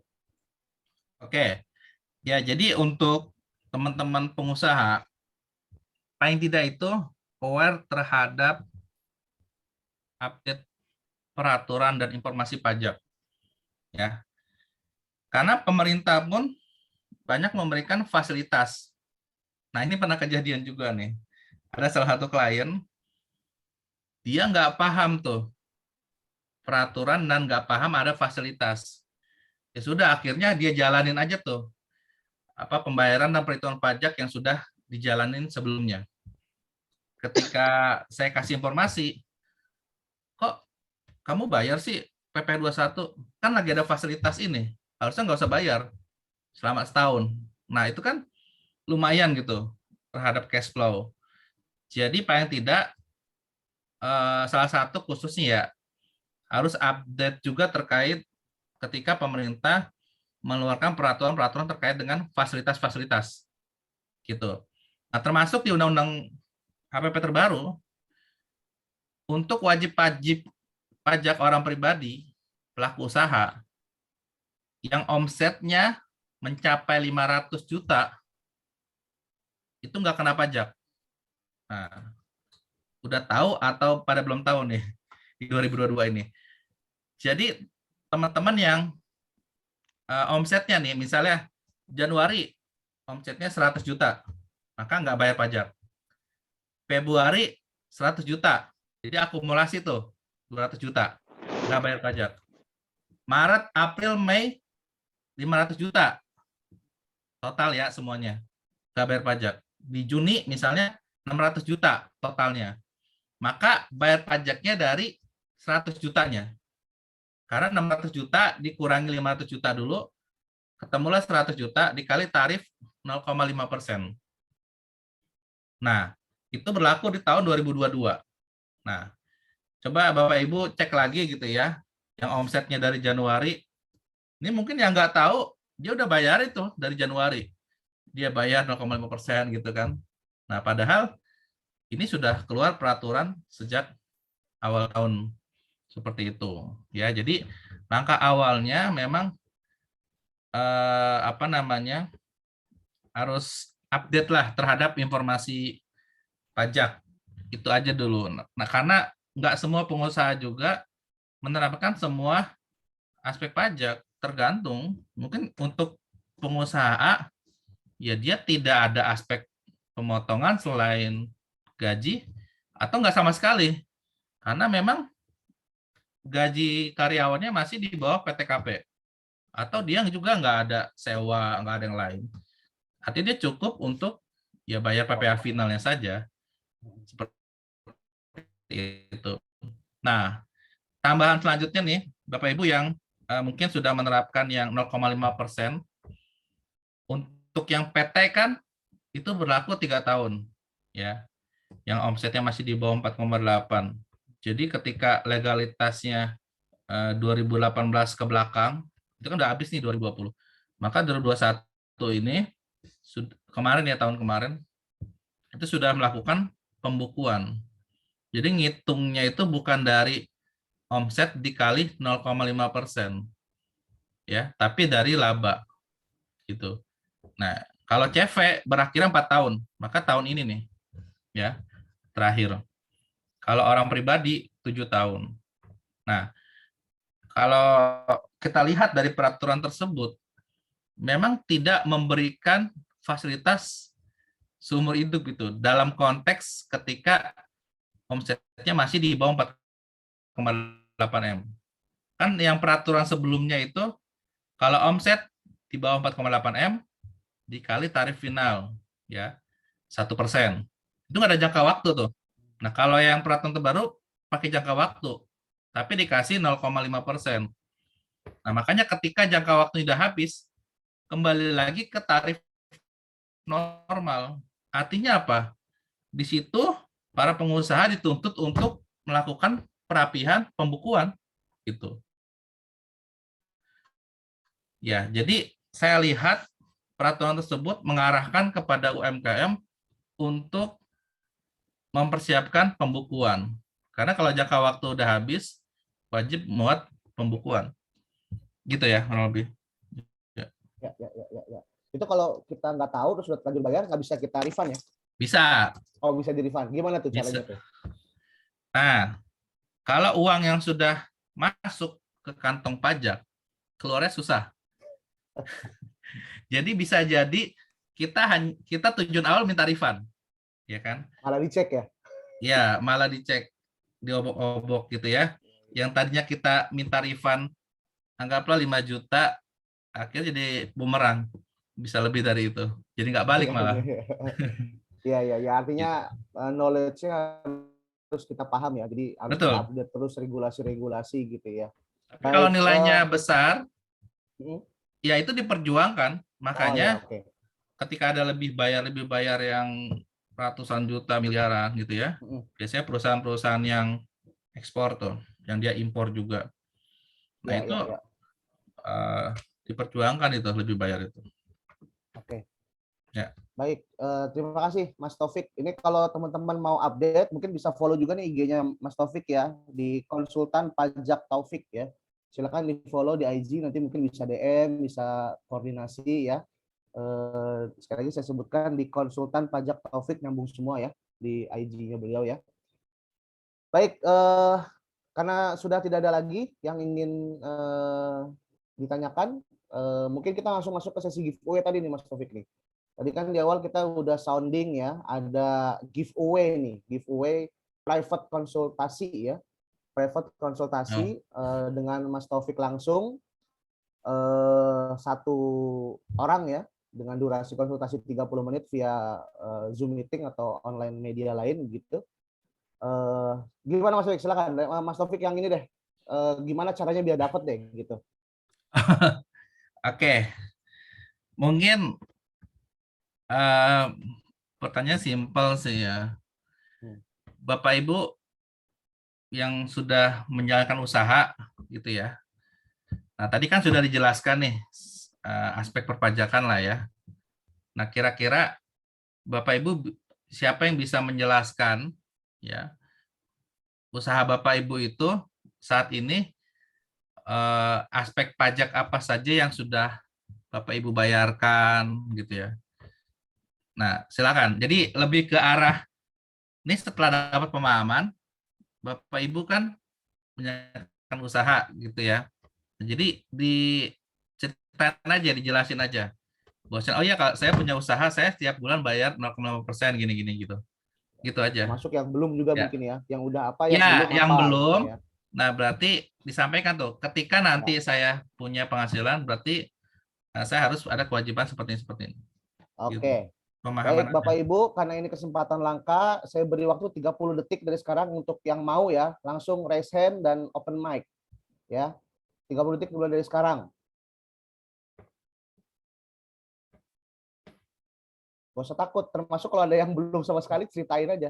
Oke, Mas Arif Herlina. Mas apa Mbak nih? Silakan Mas Arif. Boleh open mic, boleh open kamera juga. Oh, Mbak Arif Herlina, silakan Mbak. Bismillahirrahmanirrahim. Assalamualaikum warahmatullahi wabarakatuh. Waalaikumsalam warahmatullahi wabarakatuh.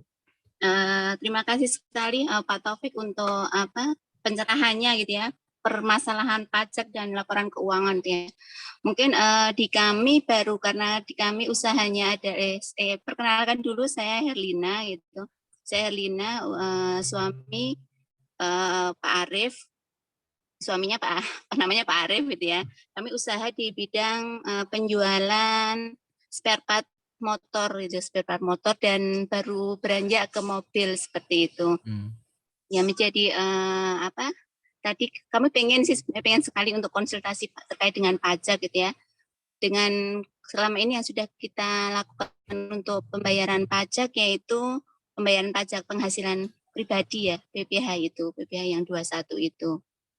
Mungkin itu aja sih Pak. Jadi untuk pencatatan kami memang baru melaksanakan apa ya, perapian terkait dengan pencatatan itu, tapi belum sampai ke tadi ya, kalau pembukuan sama pencatatan, kalau kami mungkin baru sampai ke pencatatan ya, dengan sistem menggunakan sistem penjualan gitu. Tapi kalau untuk sampai ke laporan keuangan, neraca dan sebagainya kami belum lah.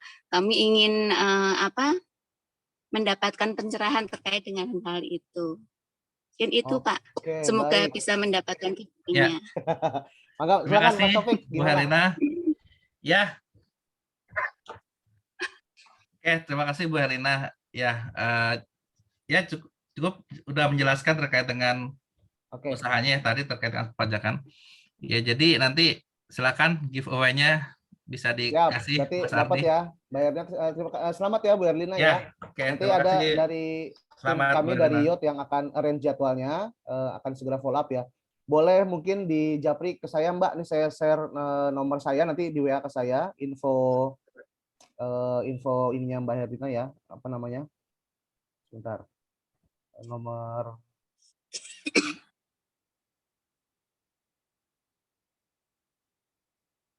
boleh WA ke situ, kontaknya disapa aja, nanti saya follow up ya. Oh ya, siap nggih. Nggih, matur nuwun sangat. Terima kasih Mbak Herlina. Nggih. Baik, teman-teman sekalian, tadi sudah ada giveaway-nya. Nah, kami juga masih memberikan kesempatan ya.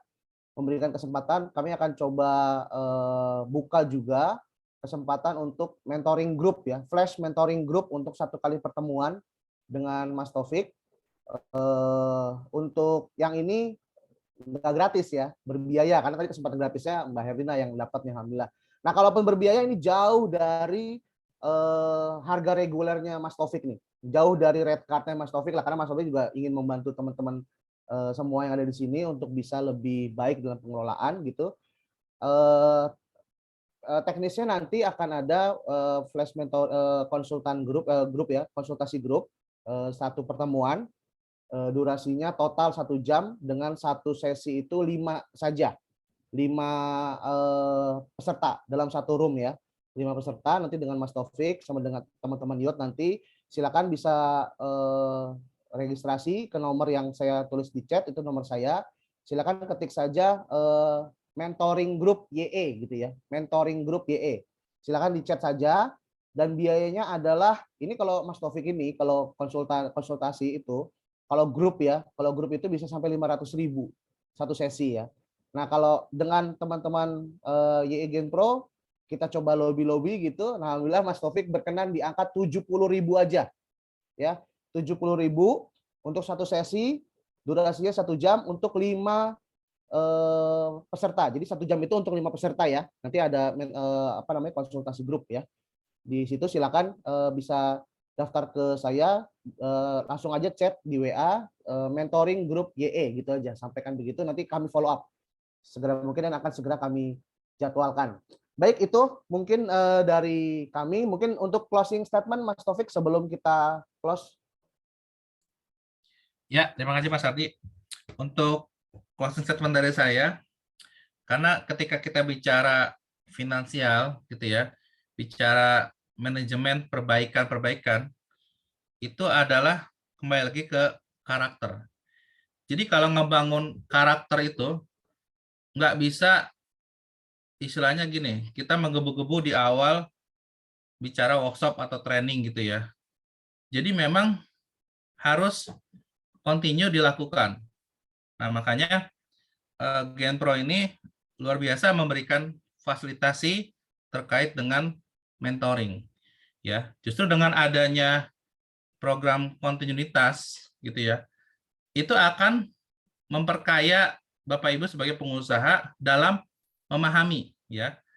Sekali lagi saya lebih banyak menekankan terhadap pemahaman gitu ya. Karena kalau teknis, Bapak Ibu ketika memang usaha sudah besar nggak mungkin juga kan dihandle sendiri, pasti meng-hire karyawan atau konsultan gitu ya. Tapi Bapak Ibu sebagai pengusaha sudah punya basic pemahaman yang kuat gitu. Termasuk ketika pemahaman keuangan juga sudah kuat pemahamannya. Jadi ketika nanti karyawan Bapak Ibu membuat laporan, Bapak Ibu sudah bisa membaca gitu, menganalisa ya, dan itu akan mempengaruhi strategi bisnis Bapak Ibu gitu. Ya, jadi pengusaha itu ya memang harus memahami aspek keuangan, aspek perpajakan. Seperti itu. Ya. Oke, baik, mungkin itu saja Mas Ardi. Baik, terima kasih Mas Taufik. Ya, terima kasih Mas Taufik. Mudah-mudahan apa yang disampaikan bisa jadi insight ya buat kita dan bisa membuat kita lebih memantaskan diri gitu ya untuk bisa naik kelas. Karena kalau berbicara scale up atau naik kelas itu bukan hanya tentang keinginan ya, tapi tentang effort juga gitu. Kan hanya orang bodoh yang mengharapkan hasil yang berbeda dengan effort yang sama gitu. Nah, ketika kita ingin bersusah payah, quote and quote ya, bersusah payah untuk menyusun laporan keuangan, lalu kemudian concern terhadap regulasi-regulasi teks yang terkait atau hal-hal lain nih, aspek yang lain begitu, maka itu akan menjadikan diri kita atau bisnis kita nih berjalan mengarah naik kelas gitu, mengarah untuk scale up. Jadi tidak hanya di awang-awang gitu secara teknis ya. Baik, ini saya ulang kesempatannya untuk yang ingin daftar mentoring group bisa WA ke nomor 081189025509 dengan mengetik mentoring group YE. Nanti ada tim kami yang melakukan follow up ya. Sekali lagi ini tarifnya 70.000 saja untuk satu kali pertemuan dengan kapasitasnya 5 orang saja satu batch ya. Satu grup, maksud satu grup itu 5 orang 1 jam untuk mentoring grupnya ya. Ini nanti akan kita segera jadwal. Pendaftaran kami tunggu sampai hari ini ya, 16 Juli pukul 24.00. Jadi ketika masuknya besok mohon maaf sudah tidak bisa kami follow up lagi atau menunggu kesempatan lain. Kesempatan lain untuk mungkin ada peluang-peluang lain nanti kita akan saksikan di Genpro begitu ya. Baik Bapak Ibu, terima kasih Mas Taufik, terima kasih atas kesempatannya. Terima kasih Bapak Ibu semuanya. Ya, mudah-mudahan bisa jadi penyemangat untuk kita terus bertumbuh ya. Amin, amin. Dari kami cukup, kita tutup dengan membaca hamdalah. Alhamdulillahirabbil alamin. Dan doa kafaratul majelis, subhanakallahumma wa bihamdika, asyhadu an la ilaha illa anta, astaghfiruka wa atubu ilaik. Dari saya cukup, mohon maaf atas segala kekurangan. Terus pantau perkembangan kami di Instagram Genpro, nanti ada grupnya. Semua informasi akan kita share di sana ya.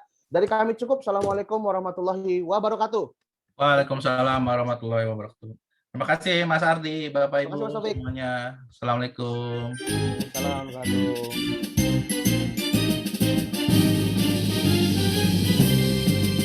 Global Entrepreneur Profesional bertekad membangun Nusantara, bertemu berpadu tumbuh bersama menuju ridho Allah semata. Global Entrepreneur Profesional bangkitkan semangat wira